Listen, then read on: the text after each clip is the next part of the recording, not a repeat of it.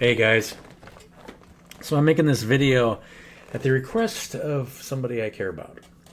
And I realized that I probably should make this video anyway. I didn't realize it because I don't really follow this stuff, but I guess we're in the middle of a Holy Week, right? I think it's Palm Sunday this Sunday.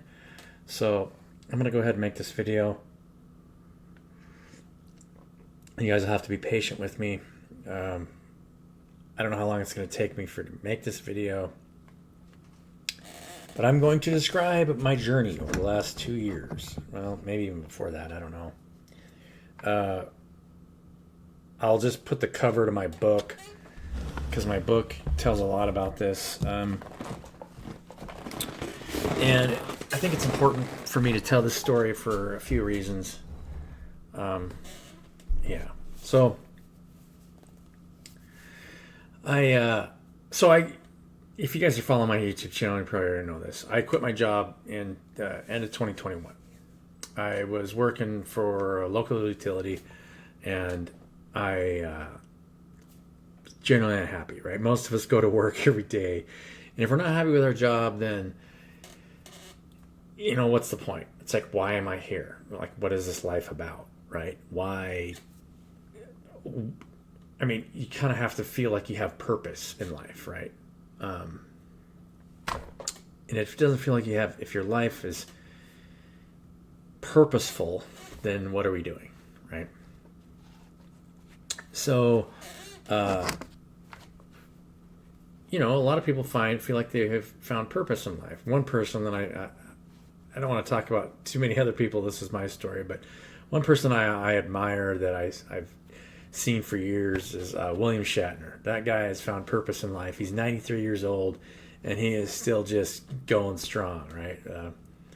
Somebody that I really admire has found their purpose, and they don't need external gratification. That guy is just happy as a clam every time you see him in public. So somebody's really is inspirational, right? Because he could have given up at any time after he stopped the original Star Trek. Hasn't been on the deck of Star Trek in years, but he started writing books, and then he just kept going, and he's been featured in so many different TV movies and films and stuff. Anyway, that's besides the point. I get this is about me. So, um, I decided that there was better ways to make decisions as an organization because I saw so much. Whenever you're in a relationship with somebody and people are trying to control one another, you guys know the story. Anytime you're in any kind of business and any person that's trying to control the actions of another person, um, it grows dysfunctional, right? We're here to serve one another, provide for each other. Nothing makes you happier when you can do something for somebody that makes them feel good, right? And so that's what I did. I was trying to build something for people that would help them make decisions together as a group so they wouldn't have to rely on somebody else to make decisions for them. And, if you think about our society, how often do we give our power away to other people to make decisions for us? Too often, right? Um, so I started to develop after I was actually right after I quit. And I guess this is part of the story because I quit my job and I didn't know what I was going to do. Basically, just took a leap of faith. And within 2 nights of me quitting my job, I um, felt like I got a download of how to decentralize decision making, where you just sample any uh, sized group of people to create a voting block that will pass ideas unanimously. And that way, if you randomly sample people, you can't predict who's going to help make the decisions. So there's no way any external control mechanism could come in and control the decisions of that group, right? If you had 1 million people and you had maybe a 24 person voting block or even a 48 person voting block, and in order for any decision for that group of people to pass, it has to be unanimous. That means any one person can veto an idea. So essentially, in order to control a decision, you would have to pay everyone off that got randomly sampled in a very limited amount of time to control that decision, right?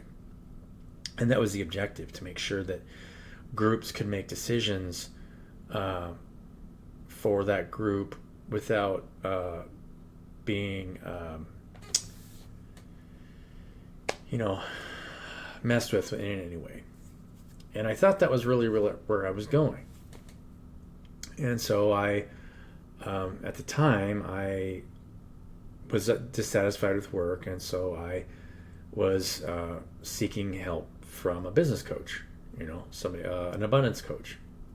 And I realized, for one thing, it was somebody that I saw that I felt like I had a soul connection with. And it was just like, because of another experience that I'd had where I broke down, and I was just like, I just need help. And so I pictured kind of what somebody would look like that I could fall in love with, and she kind of fit that picture. And so I always felt like I was had a conflict of interest with this business coach. But I realized after 2 different periods of getting underneath a business coach, I realized that I was never going to find myself through a coach. A coach is never going to be able to, there's so many, and if you're a coach or consultant, you may or might not understand this, but you can't sell anybody happiness. Psychologists have been trying to fix people for years, but what I realized is what I was doing, I was healing myself from the inside out. Nobody can do it for you. You can't take on someone else's burdens for them. Every spiritual teacher will teach you this. I mean, this is even something that's written, Jesus in the New Testament, where, take up your burdens, take up your cross, and walk with me. In other words, he's not taking on your burdens, you are. And unless you can unload your own burdens, nobody can do it for you. And so I had to slowly try to unload my burdens, right? The burdens of not feeling, like I was worth a good, loving relationship, because I'd had, a failed marriage, and somebody that I, never had a close relationship. The burden of, trying to make people understand how much I cared about them without needing anything in return. I've always been that way, where if you ask me to do anything, I do it for you. And so what I wanted to do more than anything was create equal value systems where people would just start working together and building what we wanted to build together, right? So that it doesn't happen in our society very much. Invariably, somebody wants freedom, and they think in order to get freedom, they have to build a business model around taking from other people in order to provide for themselves, right? I mean, that's the society we live in. But that's not the way I ever wanted to be, right? I kept getting downloads to say, I just need to be more creative, right? So I ended up writing a book about the nature of reality, and just the process of writing that book became a channeled book, where I started channeling information, because all of us are conductors. And if you're taking care of yourself daily, and you're grounding yourself out, making sure you're grounding out negativity, taking time to rest, taking care of yourself, you can open yourself up to higher states of consciousness, as long as you keep the day-to-day schedule of making sure you're in service to the people around you. You don't want to take on somebody else's burdens, but at the same time, you realize more than anything, you're just letting go of your own burdens. And if somebody's projecting at you negatively, you have to learn to transmute that energy, and make sure that you're not falling into judgment of someone else, because if you do, then you're just closing an energetic loop where you're feeding off each other, especially if somebody's negatively attacking you. And if you do that to them, then it blocks your third eye chakra. I talk about that in a pamphlet that I just wrote, and then in the book. Any kind of judgment of the mind is going to keep you into higher states of awareness where you can see what's going on, not only see what's going on, but actually love the person that is, because we're all one. Anytime you attack someone else, you're just attacking yourself. I mean, that's the reality, is that all of us are each other's shadow. If you attack somebody, you're just attacking yourselves. So more than anything, I just wanted to work with somebody to help me build this, to provide it for the community. And in 2.5 years, I have not met one entity, one software engineer, or anybody with money who wanted to partner with me to build that for other people. So just that process of me going through that forced me to try and ground out any kind of negativity towards anybody. When you want to build something with people and you want to make other people's lives better altruistically, it's like, I don't need money from it. The only thing that I've ever cared about is spending time with people that care about me, who want to support me as much as I want to support them, right? Isn't that what all of us want? And it's curious, it's always fascinated me that so many people don't talk about that. It all turns into narcissism, where you're just trying to find a way to sell happiness to somebody to support yourself. Can't sell happiness. Can't. All you can do is to be happy, is to partner with other people and build things together. But I couldn't find, I'm having a meeting tomorrow morning where I potentially have somebody that's willing to build something with me. What are the, maybe finally we're getting there, right? But the process brought along a lot of spiritual attacks. So there's been months and months of spiritual attacks.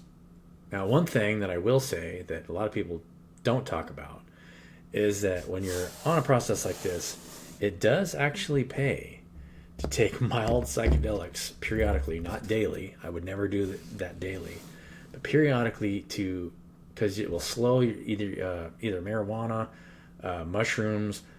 I would steer clear of LSD, just because LSD is the only psychedelic that has the potential to trigger a recessive schizophrenic gene in the body. Mushrooms won't do that. Peyote won't do that. DMT won't do that, but LSD will. And I have witnessed that happen to somebody who had a recessive schizophrenic gene, and we lost him because he took it a couple times and he just turned schizophrenic. He couldn't, fear, just live in constant fear. Unfortunately, that's a risk, if you have a recessive schizophrenic gene. But taking mild psychedelics periodically, weekly, I wouldn't do it more than weekly, like once a week max. Once a month is better. Mushrooms do something to you where you run a lot of energy information through the body, and then you'll notice where your fears are at. Like if you're afraid of talking to somebody in that state, or but you're moving so much information, a lot of times you're just going to be giggling anyway, and you're not going to be able to communicate what you're feeling and experiencing. Very powerful, depending how much you take. You don't have to take that much. I wouldn't take that much. Right now it's 8:30. If I had access to them and I took one, I wouldn't be going to sleep till 4 o'clock in the morning at the earliest, probably. There's some things that, yeah. So, but like I would say once a month is pretty healthy. Microdosing is a thing now, but I would not encourage microdosing. And here's why. Microdosing is a way to elevate your state without getting any of the psychedelic properties where it does, but on a very minimal scale so that you actually can focus more on your day-to-day tasks. Better if you do that through meditation and fasting, where you're naturally elevate your body and your sense of being to where you're not slowing yourself down by consuming too much energy during the day.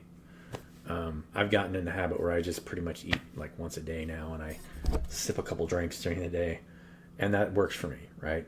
Everyone's got to find their own balance. But the idea, what happens is over time, and this is what happens if you keep following your heart and just keep providing things for the people around you altruistically, is you become more creative. You start to unblock parts of yourself that you start to embody more of yourself. And you'll start getting to higher states of awareness where you'll connect with higher, you'll start viewing yourself at times as big me. You won't even see yourself as little me anymore. That process in and of itself forces you to transmute more negative energy, because if everybody in this world is constantly trying to pull off of one another and sell to one another instead of just partnering together and building things together, it's a negative act. You have to make a judgment in the mind if you're selling something to say that you need what I have, and there's no doubt that when you reach higher states of awareness, people will need what you have to offer. But and there's nothing wrong with grounding that out to support yourself. But if you just serve altruistically and you naturally attract what you need, for one thing, your state of awareness will continue to grow, and you'll very expansive experience. Yeah. So it is what it is, right? I don't know what else to say about that other than I love you guys. I've been through states of awareness where it felt like big me was making all the decisions, and I was able to see as far, just all the way down, and what my life was holding for me.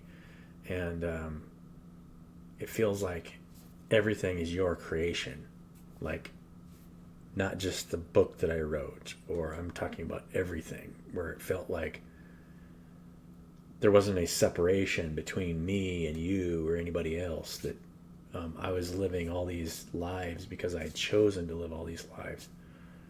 Very profound experience. You start weeping like a little baby. Very healing experience, because you don't realize it, but you are whole. You're not separate in any way. So I guess I could finish off by saying, what do I think is going to happen next, right? Because if I've had this experience, then why would I hide that from you guys? Why would I not share that with you guys? If you think about what's happening, and there are prophetic things in the Bible, there's prophetic things in other spiritual texts, and one thing I think I've realized is that I actually just saw an article about this. Somebody was talking to somebody, and then I saw a connecting video. I think it was the same scientist that was talking to what's his name? Neil deGrasse Tyson, I think is his name. The guy that, the famous scientist, about how nothing is, like we don't have free will. Like there's no such thing as free will. And if you think about it from this perspective, if I'm drinking this cup of drink here, this chai tea latte, the cells in my body think that they have free will, but they have to deal with this, right? And the reality is, because that sets off a chain reaction that moves all through my system when I do that. They don't have any choice. So everything's happening on the outside and the inside at the same time. this is something that I started to realize, that everything's happening at the outside and the inside at the same time, and that I really don't have any choice. Like, none of us have a choice about what's happening. It's very strange when you start to see it from that perspective. So when you look at the bigger picture, the inflation rate keeps going up, and eventually it gets to a place where people can't afford their a large enough percentage of the population can't afford their day-to-day living expenses, and the system crashes. What's the choice then? Well, you have a planned event by people that still want to retain control of populations, right? There's old families that have wanted control of populations for thousands of years. If they want to retain control, they're going to have to come up with a new system. They've been talking about a one world government forever. So naturally, you just, hooray, oh, we have something new for you, and then everybody goes, yay. But if you go to that system, you're still in bondage to that system, and you're in service to somebody else instead of service to yourself and other people around you. Still selling yourself, so that you always feel like you're less than. You always have to create a judgment in your mind when you sell to one another, instead of providing for each other, saying I'm the provider, and then I naturally attract what I need. Two totally different mindsets. There's nothing wrong with asking for what you need, but you shouldn't need to pay for it, right? We're all one. And so there's going to be a split. And those spiritual texts talk about that, where and after the event, everybody's like, yay, everyone's real happy. But then things start to get more severe, because now, why is that? There's so much energy and information moving through the biofield at that point, because we are going through energetic shifts, and I know you guys can feel it. The energy is getting more dense. It's getting there's more energy moving through the system. So as that happens, if you haven't cleared your heart space, like, if you feel like you need to sell yourself in any way, you're going to surround yourself with people in a similar state. And so that tension is going to really flare up, because you have to create a judgment in your mind to say that I have something you need. And it blocks your heart space. Your heart grows cold. And the people with the most money are the people with the most at risk. Because, right, I mean, they've lived off freedom with money for, some of them are old families that have lived that way. But if you go down the path of altruism, and you just, you find yourself in communities that are building things together in mutual systems of mutual support, and within the structures that you create, that there's no differences in potential, right? Equal value system. Doesn't matter if I'm picking up garbage or helping, organize a whole group of people. There isn't anybody that has more importance than someone else. I mean, that's, realistically speaking, that's true, right? So why have we created that in the first place? Just creating that has caused everything that everybody else goes through. And I mean, that's why there's so many tarot readers on YouTube, because they don't want to be a part of that system. And so they read so that people can understand what's going on, or how to help themselves to pull themselves out of this state of lack, and empower themselves to, provide for each other, instead of constantly trying to attack one another, right? I hope this helps. If you guys have any comments on this subject, or what you guys think, let me know, because we're getting pretty close to this shift, and it feels like, I don't know if it's going to happen this year or next year, but the sooner that the sooner we can build structures to where we can start working together to build things together, instead of going to work for somebody else who wants to control you, That's your other option, right? You can go to work for somebody else who wants to control you. You can become an entrepreneur and try and sell people happiness, but that's not that will put you in a state of lack because you will be unhappy doing it. I know a lot of people. They're unhappy that way. They go through large fluctuations of up and down cycles. They're constantly bleeding off negative energy. For one thing, because you're laying your burden, saying I need money from you, so I'm placing my burden on you, and then so you can place your burden on me because you haven't been able to make yourself happy, so now you're placing that burden on me. It's that simple. Either you support one another and build things together for each other, or you take the other path. That's where we're going. And by choosing the building path, you're going to elevate consciousness. You're going to become more creative because it's going to open up your heart space, and because you're going to want to build things to provide for one another, especially if you're not getting anything in direct return except for just the love and the respect of the people that you're caring about, right? You get to a place where you just don't feel like you need anything. I can tell you from firsthand experience that I don't feel like I need anything other than somebody around me who loves and cares about me. And we can get through anything that way, right? So I think I'll leave you guys with one oracle card. If there's any parts of that story you guys are curious about, or want the PDF that I just wrote as far as getting into higher states of consciousness, I'd love to hear you. Be curious to see where you guys are at. There's nothing wrong with you guys. There isn't anything wrong with anybody. Everybody is just carrying their different burdens for different reasons because of a lack of understanding that we could be. If everybody just dropped all this stuff, and then realized that, look, all we got to do is just help each other and build and forget about the money, in a very short amount of time, this planet would be healed completely. But nothing ever works that way, right? And when an organism heals, you shed dead cells. So there's going to be dead cells that get shed.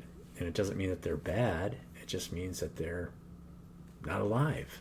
They're not growing.